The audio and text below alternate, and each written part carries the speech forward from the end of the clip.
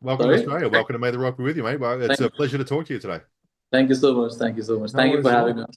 Of course. Yeah. And the best news, though, you're coming to Australia for the first time. Now, do you have any idea what to expect? And the other side of that is what can we expect when we come and see Girish and the Chronicles?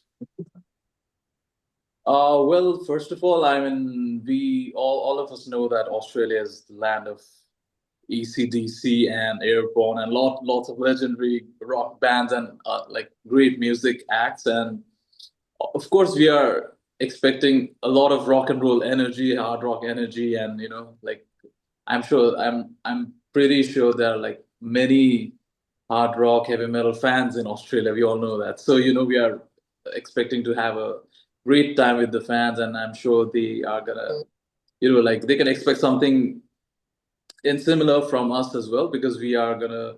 This is our first time, and of course, we are gonna give our best and do our thing that we do best, and hopefully, we're gonna have a great time together. Yeah, man. We can't wait. Personally, have you ever been to Australia before? Has anyone been here? No, not really. No, this is our actual first time ever. Okay. All right. This is gonna be fun. So when you do come to a country for the first time, how do you go about structuring a set list being essentially an introduction for us? Yeah, so basically, we kind of usually have a list of how to put it. So yeah, depending on the venue and depending on the kind of audience that we are expecting, sometimes we play, to a more how do I put more younger, more metal crowd. So in that case, we put more heavier songs on the list. Sometimes we have a more mellow crowd. So depending on that, we do that. But for Australia, I think we have this rough set list already prepared for the Australian shows, and you could expect a mix of great energy heavy metal stuff along with some punchy hard rock stuff, so all that kind of mix of different elements is going to be there for sure. A And few more ballads also, है ना? yeah, there will be some ballads as well. So Love, like love I ballads. think we're just going to go with our heart and do what we think will work the best Okay. with the crowd, right? Now, Yeah. you are known for doing a cover or two in your sets. Now, how do you choose the songs to cover? And as one of the biggest Bon Jovi fans in the world, how did you decide on Oh Living on a wow. Prayer?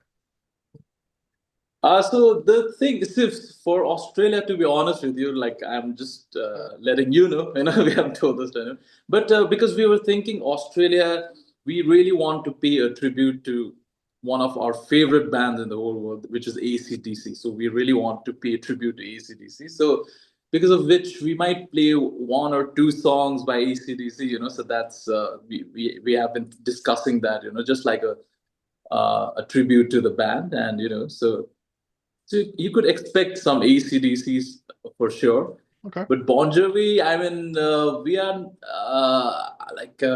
not sure if you're gonna, but we usually do live in on a prayer sometimes. Live in on a prayer, and always we do these songs sometimes, depending on the kind of venue and the kind of the audience. Sometimes the Indian audience they expect covers as well. So sometimes we do that, but mostly it's gonna be our original. And yeah, like I said, like I mentioned, a few covers for sure. If you throw in Living on a Prayer, we love it down here. So if you want to think about Okay. that, we'll love to hear Oh it. yeah, yeah. We'll Yeah. definitely think about Now, this. Yeah. most of us, or a lot of people, found you through America's Got Talent, right? So how has that exposure impacted the band? Uh, well, AGT, to be honest, it was quite a beautiful surprise for us, because we didn't really apply for the audition and all. Actually, those guys also saw us on the internet. They saw Girish's viral sound check. This is a sound check clip which went quite viral for Girish, and they checked out our music and stuff. And they are the ones who invited us actually to AGT. And initially, we were kind of skeptic because Girish was initially in touch with them, and we kind of thought it was a scam or something. I don't know what's going on.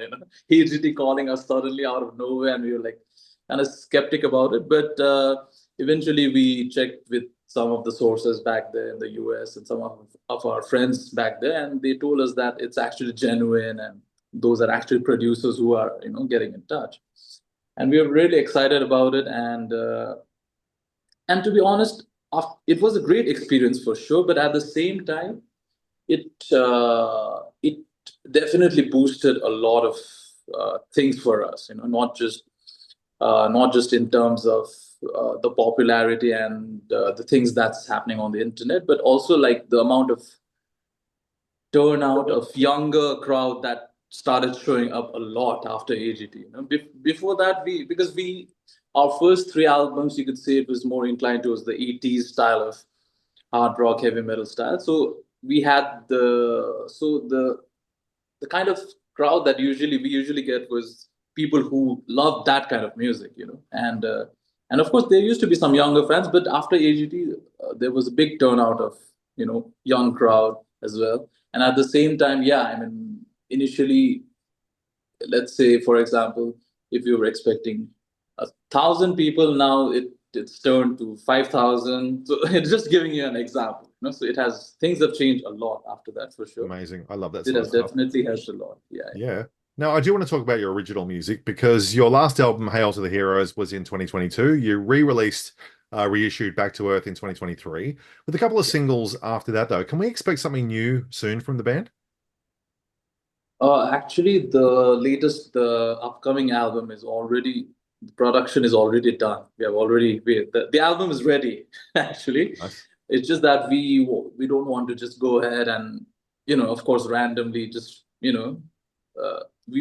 are like planning the music videos and how to go about it, how to go about the promotions of the album, and we are kind of planning it out. So we could say we are towards the final stages of the album planning and promotional planning and everything. So the band, the management, as well as Frontiers, which is our label, we are like kind of on this everyday discussion happening about the album. So once we have the final dates, and once we decide, okay, this is going to be the date for the release, then it's going to be released. But otherwise, yeah, the album is already ready to go. All right. Well, we can't wait for that. So what is your songwriting process like now? What inspires you compared to when you started writing music? I think initially, you talked about Back on Earth, which was our first album. And then we re-released the album with a slightly, you could say, better production, because back in the day, the older Back on Earth that we released was kind of lower on the lower production side, and we were also just starting out as a band, and we didn't have the proper resources and things to create this thing well-produced album. But then that was the main reason why we re-released the album. But you could say, even then and even now, for me, it all starts with a guitar riff. As like I was saying, Suraj, Nagin, all of us, Girish, we all agree that it all starts with a guitar riff. Most, like, whenever we are playing guitars and whenever we are sitting and playing on something on the guitars, because all of us we play guitars, and we come up with riffs. For example, let's say Suraj comes up with some certain riff, or I come up with certain riff, or Girish does, and then we start building on that. On top of that, we start layering different elements, and we start completing the arrangement of the song, entire arrangement. So that has always been our formula, you could say, And once the music is ready and the structure is ready, then we work on the lyrics. Especially Girish, he has done the majority of the lyrics for our albums, and sometimes Suraj, sometimes I do the lyrics as well. So I think that comes towards the later part of this thing, the composition. It all starts with the guitar riff. That's what that has always been the case. Best way to do it. But definitely with times and because we also keep experimenting, and we also listen to different bands and discover new bands, discover different elements. And sometimes, yeah, we also feel like kind of it's you could say it's like an evolution for us as well. We keep upgrading ourselves, we keep evolving as musicians, and maturity, kicks in, and all of these factors. Because of that, of course, the kind of songs and the kind of compositions that we have been making, it has changed over time. That has definitely happened. Okay, beautiful. But you've also had the chance to open for some massive bands. And when I say massive, I mean absolutely ridiculously massive. Guns N' Roses, Skid Row, Alter Bridge. You played with members of Whitesnake, Dokken, Megadeth. You've done all sorts of things, right? Growing up, you would have listened to these bands. What's it like when you're out there now playing with them? I think Girish would be the best guy to answer this question, because actually it's Girish who is featured with George Lynch, Jeff Pilson. Mm. He has a band with Chris Adler, and he has featured with many other artists as well. And for us, we have toured with Chris Adler when he was in India. We did play with him, and that is how the whole journey with Chris Adler and Girish started. You know that's how this whole thing started, and that's how Firstborn was born. So this whole thing initiated from then. But yeah, I mean, like when I look at Girish and when I see him play with and sing with all these big artists, it definitely feels great, because we grew up, worshiping them as our heroes and our idols. And when we are getting to perform with them, when we last time we opened for Guns N' Roses twice already, and for Skid Row, Nazareth, and many of these big bands. And when we get an opportunity to do something like that, it really makes everything worth it. Whatever struggles we have had as a band and artists. And when we started off, every band goes through some sort of struggle. I think so, and even we did our fair share of struggles and everything. But whatever we went through, and eventually whatever we have experienced till now, I think it's all worth it. And this whole choosing music, choosing rock and roll way of life, and doing this, consistently, it all makes it worth it, and it all makes it, really, you could say, a dream come true kind of thing. Like we have been trying to live our dreams, and it's sort of a dream come true moment for us. All right. The question was like, what, if anything, did you learn from watching bands like Guns N' Roses and Skid Row when you're opening for them? Do you stick around to watch them and learn from them? A lot from these bands. Of course, watching GNR was watching, like, for me personally, I don't know about the other. For me, it was like watching, especially when I watched Slash and Axl, it felt like watching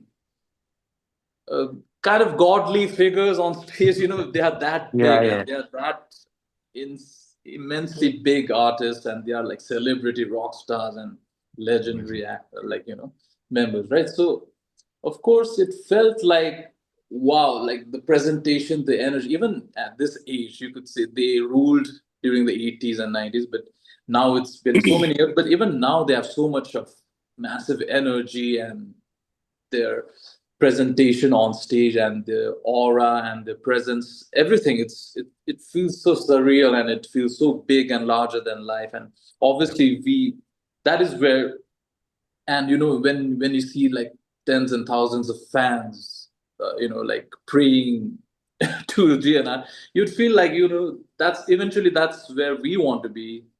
Like eventually, that's the kind of stage, and that's the kind of the the presence, the level at which we would want to be, for sure. And I would like to also mention, when we were in the Summerside Festival watching Alter Bridge, they sounded so good. They sounded like insanely good. The sound, the mix, everything even the was so Mammoth, good. Yeah, even Mammoth, they sounded so good. And that was one of the key learning, process for me to watch them, because the mix and the entire sound was so good that I really wanted to, I really wanted our band also to sound something like that, and to sound that big and that humongous, and that Mark tight. and Miles are just unbelievable together. Those Miles Kelly and Mark Tremonti, holy cow. So are there any bands that you'd love to tour with in the future? Is anyone you've got your sights set on? AC/DC for sure. We'll not do that. Lastly, what I do with everyone, fellas, I like to look ahead the future with a prediction. So I want you to finish this sentence for me. By the end of 2026, Girish and the Chronicles will be touring the world. Yeah. We'll be touring the world for sure. Excellent. Well, we can't wait. And we can't wait to see you. I'm going to see you in Sydney. I'm coming next Saturday. I'm going to come and see the show. So Great. I can't wait to check it Yeah, out. I we'll see love you. your guys' stuff. It's going to be phenomenal, guys. Can't wait. Thank you so much. Thank you so much. Thank you for your And it'll time. be I great appreciate to see you there. It'll be great to see you there. Yeah. I'll see you next Saturday. Thanks, guys. Thank you. Thank you. Thanks for watching our interview with Girish and the Chronicles. Don't forget to like the video and subscribe, and check out maytherrockbewithyou.com.